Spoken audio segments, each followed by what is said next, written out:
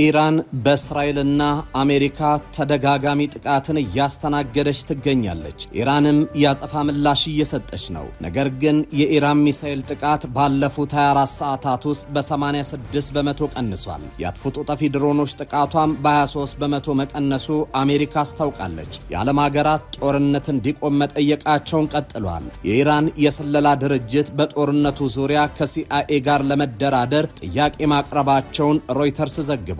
የአሜሪካ የብረት እጅ የሚባለው ቢ52 ቦምብ ጣይ አውሮፕላኖች የኢራንን የጦር ይዞታዎች እየደበደቡ ናቸው። ፔንታጎን እንዳረጋገጠው ቢ52 ስትራቶ ፎርትረስ የተሰኙ ግዙፍ ቦምብ ጣይ አውሮፕላኖች ኦፕሬሽን ኤፒክ ፎሪ በተሰኘ ዘመቻ በኢራን ውስጥ የሚገኙ የተለያዩ ኢላማዎችን በመደብደብ ላይ ይገኛሉ። ይህ እርምጃ አሜሪካ በኢራን ሰማይ ላይ ፍጹም የበላይነት መጎናጸፏን የሚያሳይ ግልጽ መልእክት ተደርጎ ተወስዷል።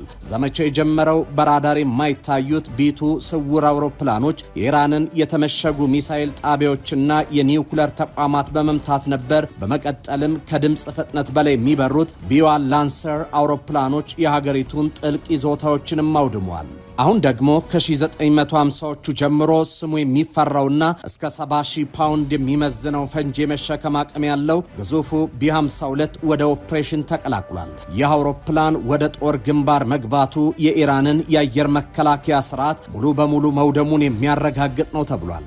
ባለፉት 72 ሰዓታት ውስጥ ብቻ ከ1700 በላይ ኢላማዎች ወድመዋል። የባሊስቲክ ሚሳኤል ፋብሪካዎች፣ የጦር ዕዝ ማዕከላትና የባህር ኃይል ይዞታዎች በከባድ የአየር ድብደባ እየፈራረሱ ይገኛሉ። የአሜሪካ አየር ኃይል የጥቃት አቅሙን በ4 እጥፍ ያሳደገ ሲሆን ቴህራን የጥቃቱ ክብደት በከፍተኛ ሁኔታ እያስተናገደችው ትገኛለች። አሜሪካ ይህን ጥቃት የጀመረችው የኢራንን አገዛዝ ግጭቱን ለመቀስቀስ መምረጡን ተከትሎ እንደሆነ ገልጻለች። በአሁኑ ወቅት ላይ የአየር የበላይነቱ የተረጋገጠ ሲሆን አሜሪካ የተሰጠኝን ተልዕኮ ሙሉ በሙሉ እስካጠናቀቅ ድረስ ጥቃቱ ይቀጥላል ብላለች። የእስራኤሉ ጠቅላይ ሚኒስትር ሐማስና ሂዝቦላን የምታስታጥቅ ናት፣ ከሳዳም ሁሴኗ ኢራቅ በኋላ የህልውና አደጋ ናት በምትላት ኢራን ላይ የጥይት ላንቃዎችን ከፍታባታለች። እንደውም አንዳንዶች የእስራኤል ምላሽ ምናልባትም እስራኤል ኢራንን እንደ ጋዛ ልታደርጋት ትችላለች ወይስ ኢራን ከአሜሪካና ከእስራኤል በትር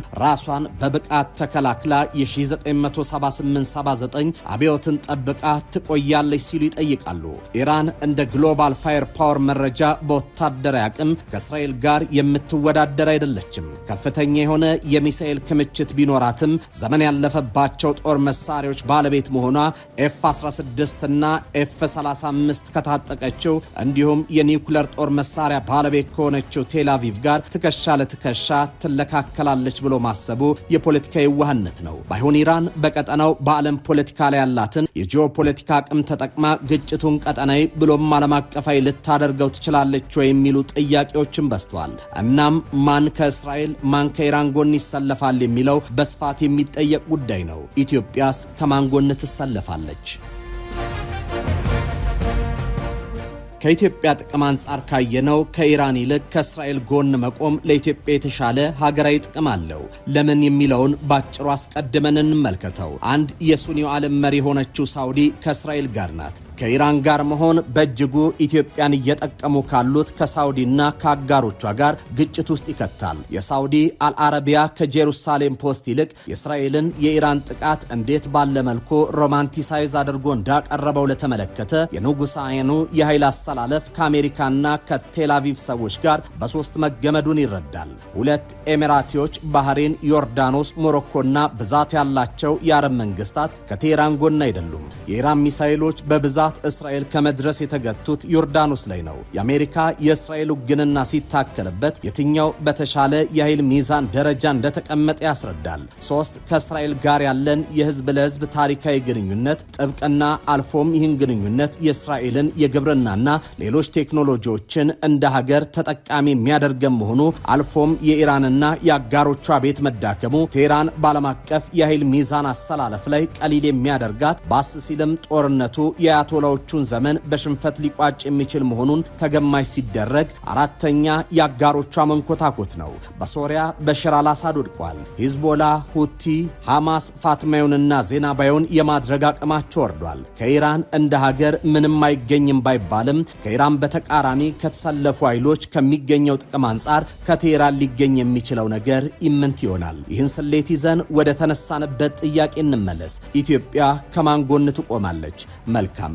ጥያቄውን ከመመለሳችን በፊት በጦርነቱ የዓለም አቀፉን የኃይል አሰላለፍ እንመልከተው። ምድራችን ከሁለተኛው የዓለም ጦርነት በኋላ በሶቪየትና በዩናይትድ ስቴትስ ከቀዝቃዛው ጦርነት በኋላ አሜሪካ ልዕለ ኃያልነት ስትመራ ቆይታለች። ይሁንና ይህ ሁኔታ በጊዜ ሂደት ተለውጦ ሩሲያና ቻይና ዳግም ተገዳዳሪ ሆነው ብቅ ብለዋል። የጊዜያችን ፍጥጫ አሜሪካና አውሮፓ ህብረት በአንድ ወገን፣ በሌላ በኩል ደግሞ ቻይናና ሩሲያ የያዘ ቡድንተኝነት ተፈጥሯል።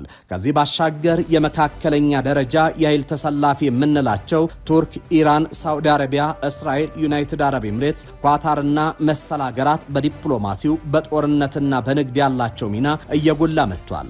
እኚህ ሀገራት ውስጣዊ የገናናነት ብሔርተኝነት ፍላጎታቸው በኢኮኖሚ ብልጽግና የተደገፈ ከመሆኑ ጋር ተያይዞ በዓለም የፖለቲካ መልክዓ ምድር ላይ የተጽዕኖ አድማሳቸውን ለማስፋት በመጣር ላይ ናቸው።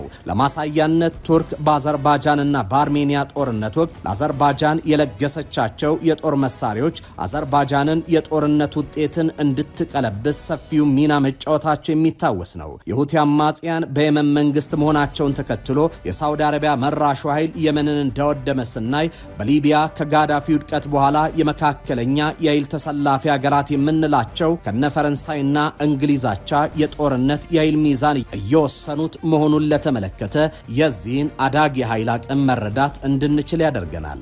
ዛሬ ላይ ዩናይትድ አረብ ኤምሬትስ፣ ቱርክ፣ ሳውዲ አረቢያ፣ ኳታርም ሆነ ኢራን በሀገራዊ ብሔርተኝነት ግፊት መጪውን ዘመን ለመቆጣጠር የሚሮጡ ሀገራት ናቸው። ኳታር አልጄዝራን በመመስረት ቀጠናዊና ዓለም አቀፋዊ ትርክትን ለማበጀት ደፋ ቀና እያለች ነው።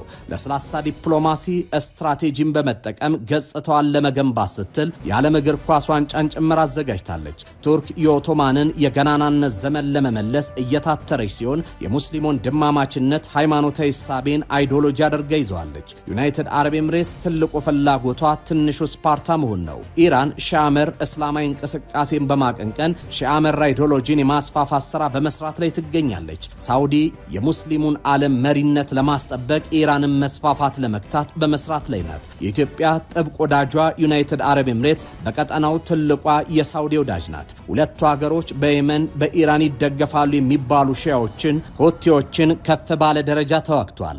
በተለይም ሳውዲ አረቢያ አርማኮን በከፍተኛ ደረጃ ነዳጅ የሚወጣበት ስፍራ ሺያዎች አልፎም የጎሳ ግንዳቸው ከየመን የሚመዘዝ መሆኑ ጋር ተያይዞ የትኛውንም ሺያ መር እንቅስቃሴ በጽኑ ትታገላለች። በዚህ ምክንያትም እስራኤል ከፍተኛ የሆነ ጥቃት ሐማስ ላይ ስትዘነዝር ባላየና ባልሰማ እያለፈች ያለችው በዚህ ምክንያት ነው። ቱርክ የሙስሊም ወንድማማቾችን ክንፍ የሆነውን ሐማስን ለመከላከል ስትል ከሐማስ ጎን ቆማለች። የአሁኑ በአልሲሲ የሚመራ የግብፅ መንግስት አስተዳደር የሙርሲን የሙስሊም ወንድማማቾች ቡድን ስልጣን ቀምቶ የመጣ መሆኑ ጋር ተያይዞ ከኤርዶሃን ቱርክ ጋር የተቃረነ ነው። እንደውም ካይሮ እስራኤልን ከበርካታ የመካከለኛው ምስራቅ ጋር የሚስማማውን የትራምፕ የአብርሃም የሰላም ስምምነት ለቀጠናው ሀገራት በመሸጥ የአንበሳው ሚና ተጫውታለች። ሞሮኮ፣ ሱዳን፣ ሳውዲና ዩኤኢ የመሳሰሉ ሀገራት ከእስራኤል ጋር ያላቸውን ግንኙነት ለማሻሻል ወስነዋል፣ አሻሽለዋልም። ከእስራኤል ጋር ዲፕሎማሲያዊ ግንኙነት ለረጅም ዓመታት ያላደረገችው ፓኪስታን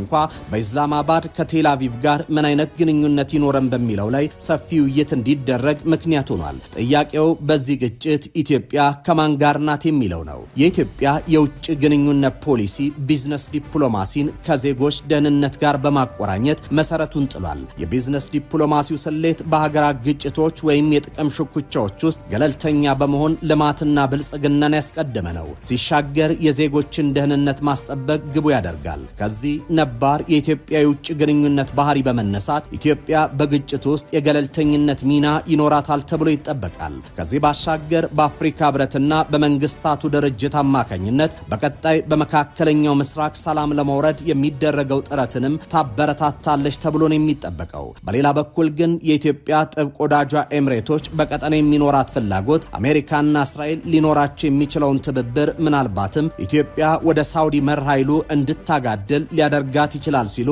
አንዳንድ ተንታኞች ይሟገታሉ። በዘመናዊው የጂኦፖለቲካ አሰላለፍ የኢትዮጵያና የእስራኤል ግንኙነት ከታሪካዊ ትረካ ወጥቶ ወደ ቀይ ባህር ስትራቴጂክ ጥምረት ተሻግሯል። ለኢትዮጵያ ቀይ ባህር የመኖርና ያለመኖር ጉዳይ ሲሆን ለእስራኤል ደግሞ የመተንፈሻ ቧንቧ ነው። ይህ የጋራ ፍላጎት ሁለቱን ሀገራት በአንድ ጎራ አሰልፏቸዋል። እስራኤል ከምስረቷ ጀምሮ በአረብ ሀገራት የተከበበች በመሆኑ ከከባቢዎቿ በስተጀርባ ካሉ አረብ ያልሆኑ ብርቱ ሀገራት ጋር ወዳጅነትን የመመስረት ፖሊሲ አላት።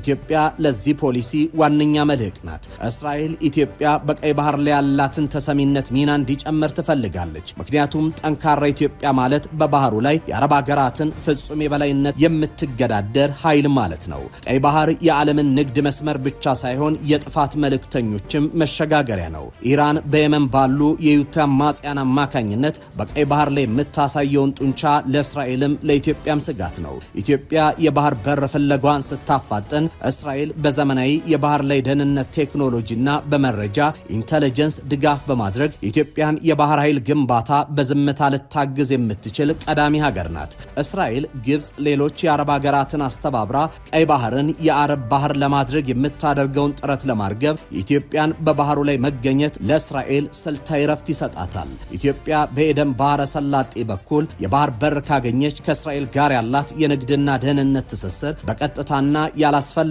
ደላላ የሚቀጥል ይሆናል። ኢትዮጵያ ወደ ባህር በር የምታደርገው ጉዞ ለእስራኤል የሩቅ ወዳጅ ማግኘት ብቻ ሳይሆን በቀይ ባህር ዙሪያ የሚሸረቡ የጠላት ሴራዎችን የምታከሽፍበት የጋራ ጋሻ ማግኘት ነው። ኢትዮጵያ ስትተነፍስ እስራኤልም በቀይ ባህር በኩል ያለ ስጋት ትተነፍሳለች። ሳዑዲ አረቢያ፣ ዩኤኢ፣ ኩዌትና ባህሬን ከኢትዮጵያ ጋር በአንድነት ቆመዋል።